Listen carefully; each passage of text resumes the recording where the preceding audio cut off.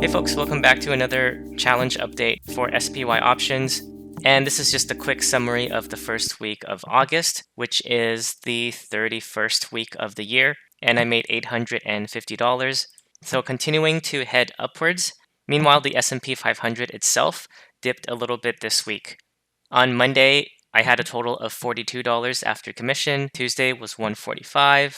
Wednesday, I made $158 in SPY options. Thursday was the big one, $392. And then finally, yesterday on Friday, I was mostly bearish on the market, as you can see, and made 113. So as usual, I'll go over my trades on Friday. The first one I put in was at 10:30, as you can see here, which is 1:30 Eastern.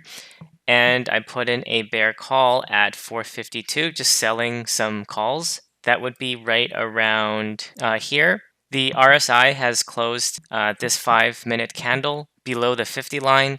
The MACD line is crossing down, and I was kind of anticipating this, so it just worked out in my favor. Now, an hour after I put in this trade, which is shorting the 452 call, I played around with some 450 calls, as you can see here, selling some and then buying some. Eventually, all of these expired out of the money because SPY finished the day at 446.8. So my 452 and 450 calls expired out of the money. But at around 11:42-ish, I put in these trades. And the reason I put in more trades over here was because as the SPY came down here, it was approaching the low of the day, which is this point right here, which is actually the previous day's closing price around 448.7, which means it was approaching a very strong support level. And either it's going to bounce off that point, just like it did earlier in the morning, or it's going to fall through. So once it fell through, and I didn't predict this time, I was going to wait until it falls through because in most cases, if it bounces off here, this is going to be a pretty big bounce, just like the morning.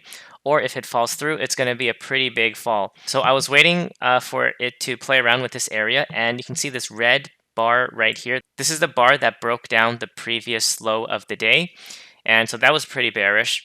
And I was waiting for a retest to see if it was just going to maybe get a fake out and bounce back up. But after like 10-15 minutes, I just decided to place in my trade to go bearish. And it looks like that's what happened for the rest of the day.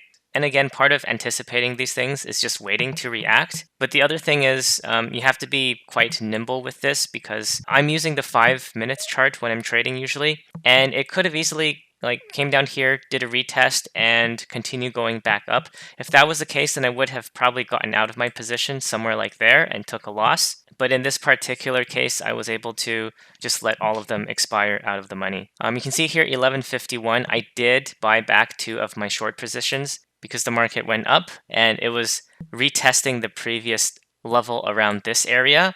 And in this case, it was stopped by the 9 exponential moving average, so it didn't go any higher than that. But if it did, then I would have continued to scale out of my positions, especially if it goes higher than the blue line. So that's it for this week. I'll continue to monitor how the S&P 500 trades over time. Thanks a lot for watching, and until next time.